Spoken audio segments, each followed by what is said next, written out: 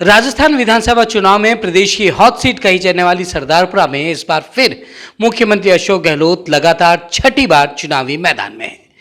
मुख्यमंत्री के खास कहे जाने वाले रमेश पुराणा इस बार भी उनका पूरा चुनावी मैनेजमेंट संभाल रहे हैं।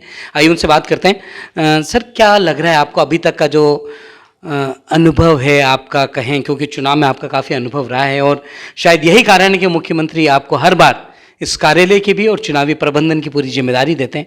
क्या लग रहा है, जनता का रिस्पांस क्या कह रहा है? अस्थाना जी, पहले तो आपने कहा कि सरदारपुरा हॉट सीट है। मेरे ख्याल से ये हॉट सीट नहीं, सबसे कूल सीट है। कूल सीट इसलिए कि यहाँ चुनाव के लिए चुनाव हो रहा है, सब स्थितियाँ सामान्य हैं। अब बीजेपी ने भी अपना जो प्रत्याशी खड़ा किया है वो महज औपचारिकता के लिए खड़ा किया और ये सब सत्य जानते हैं और उनकी अंतर्रात्मा भी जानती है कि कोई चुनाव लड़ने के लिए तैयार ही नहीं था सरदारपुरा से। तो जैसे तैसे इनको बलि का बकरा बनाया गया है, लेकिन चुनाव होता है। हमारे मुख्यमंत्री जी कहते हैं कि चुनाव को बड़ी गंभीरता से लड़ना चाहिए, क्योंकि चुनाव इस प्रजातांत्रिक व्यवस्था में मतदाताओं का सम्मान है। तो इसलिए उनकी भावना है कि हम मतदाताओं का सम्मान करें, क्योंकि वो बार बार अपने हर चुनावी भाषण में ये कहते हैं कि जो है मतदाता और इस देश की प्रजा माई बाप है।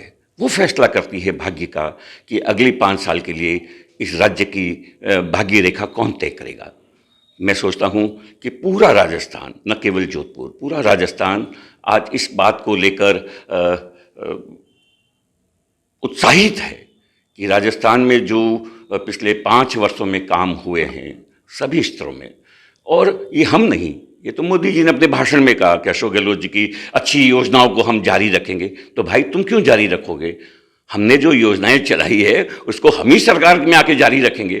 तो उनकी आत्मा भी जानती है, और जिस तरह से उनकी हड़बड़ाहट दिख रही है, जिस तरह से उन्होंने आपा खो दिया एक तरह से चुनाव प्रचार में, एक हल्की भाषा का प्रयोग वो करने लग गए, छद्म राजनीति की बातें करने लगे, फिर घूम फिर के धर्म की तरफ आते हैं। कौन धर्म नहीं मानता? हम सब हिंदू हैं।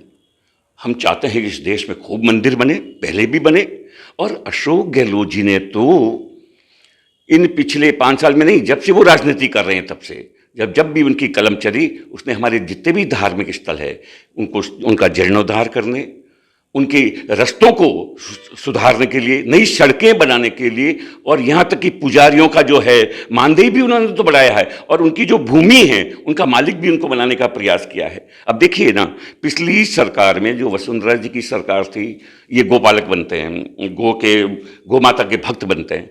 500 करोड़ रुपए मात्र उन्होंने जो है आवंटित किए थे वसुंधरा जी ने, और अशोक गहलोत जी ने सिर्फ इस वर्ष, इस टेन्योर में 3000 करोड़ रुपए का प्रावधान किया है। असली गोभक्त कौन है ये जनता जान रही है ना। और हमारे तो कई साधु संत जो उनसे दबे हुए नहीं है, वो खुले कह रहे हैं कि अशोक गहलोत जी के अलावा कोई गोभक्त है मुझे राजस्थान में दिखता नहीं है। तो हम ये वोटों के लिए नहीं कर रहे हैं। देखिए, हम आदमियों के लिए कोई स्कीम लाता है, लुभावनी लाता है तो समझ में भी आता है। पशु कौन सा वोट देते हैं? अशोक गहलोत जी ने तो अपने पिछले कार्यकाल में ही और इस कार्यकाल में भी पशुओं के लिए जो है निःशुल्क इलाज, उनके लिए निःशुल्क ऑपरेशन पशुओं के लिए, कि वो मूक जानवर है, वो बोलता नहीं है लेकिन महसूस करता है। अभी गायों के जो लंपी में गायें मर गई थी उनके लिए 40,000 रुपये का उन्होंने प्रावधान किया। उसके बाद जो है हर घर में एक भैंस हो, गाय हो, 2 जानवरों के लिए निःशुल्क बीमा उन्होंने किया है।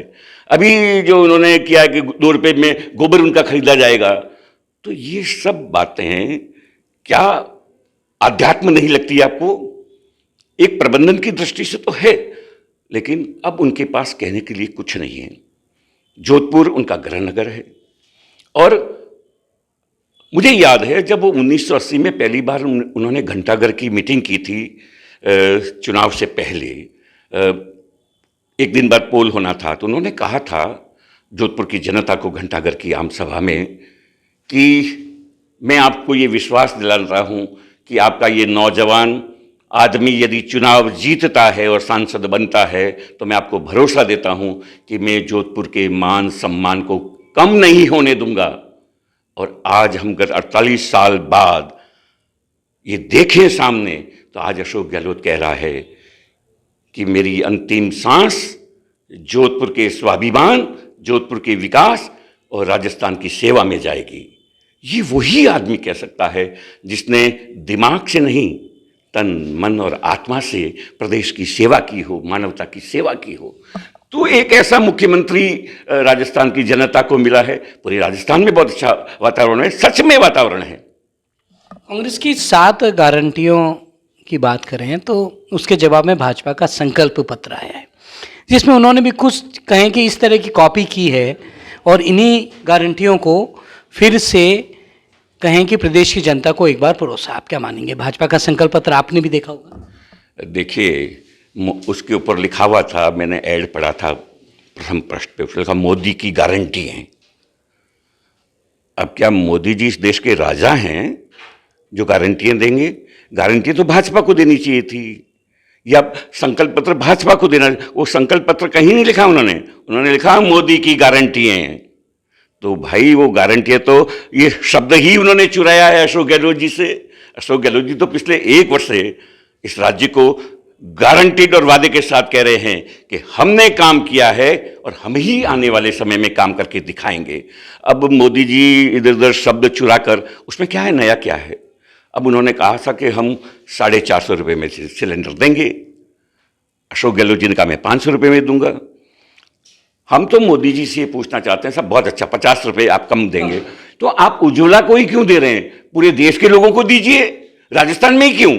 आप, ये तो भारत सरकार का महकमा है देश का, तो उज्ज्वला को ही क्यों? अशोक गहलोत जी ने तो कहा कि मैं आने वाले समय में 1 करोड़ 3 लाख परिवारों को 500 रुपये में गैस सिलेंडर दूंगा। इसका मतलब लगभग राजस्थान के हर परिवार को 500 रुपये में गैस सिलेंडर मिलेगा। तो ये छद्म छुपा हुआ है उसमें उनका, पूरे देश के लिए लागू करना चाहिए। अशोक गहलोत जी ने जो योजना लागू की है, या छत्तीसगढ़ ने जो योजना लागू की है, या हमारे अन्य जो शासित प्रदेश है उसमें राजस्थान ने वो योजनाएं लागू की है।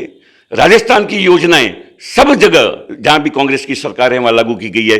तो मुख्यमंत्री की योजना के बारे में जो प्रधानमंत्री जी कहते हैं, उन्हें पूरे देश में वो योजना लागू करके बताना चाहिए, तब तो हम माने गारंटी है।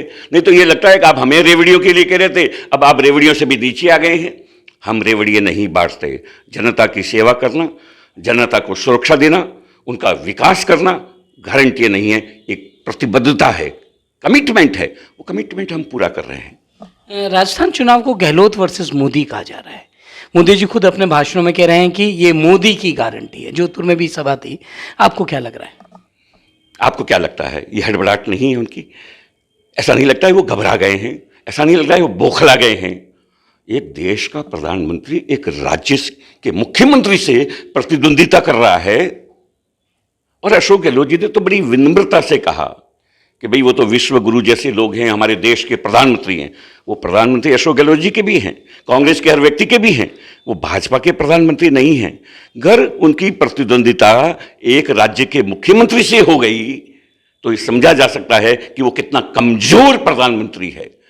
इसलिए ये मोदी वर्सेस अशोक गहलोत नहीं है, ये सिर्फ अशोक गहलोत का चुनाव है, क्योंकि राज्य की जनता अपने जनप्रिय नेता, जिसने जीवन का आधार दिया है लोगों को, जिसने परिवार में महंगाई को कम करने का काम किया है, जिसने नौजवानों को गारंटी दी है, किसानों को गारंटी दी है, जिसने आम आदमी को गारंटी दी है। 8 रुपये में जब व्यक्ति, कमजोर आदमी, हमारा साथी जब रोटी खाता है तो उसके दिल में ये जज्बा उठता है कि ये संत मुख्यमंत्री कौन है। तो ये भावना अब लोगों के दिल में गहरे पेट कर चुकी है। और अशोक गहलोत जी की इतनी सारी योजनाएं, उसमें से अधिकांश योजनाएं हर घर में पहुंची है, हर घर में सच्चाई से पहुंची है। अब 100 यूनिट बिजली फ्री, अमीर हो या गरीब हो सबको मिल रही है। चिरंजीवी बीमा, अमीर हो या करोड़पति हो सबको मिल रहा है। तो इस तरह से अशोक गहलोत जी अपने 50 वर्ष के राजनीतिक अनुभव को लेकर मानवता की सेवा में लगाना चाहते हैं, और उनकी इच्छा है कि 2030 में एक मजबूत और नंबर 1 राजस्थान बने। उस सपने को हम सभी साकार करने में लगे हैं। ये थे कांग्रेस के वरिष्ठ नेता रमेश बोराना, जिनका साफ मानना है कि ये चुनाव मोदी वर्सेस गहलोत नहीं, सिर्फ अशोक गहलोत का है। यशपाल सिंह के साथ अजय अस्थाना, चैनल 24+ न्यूज़।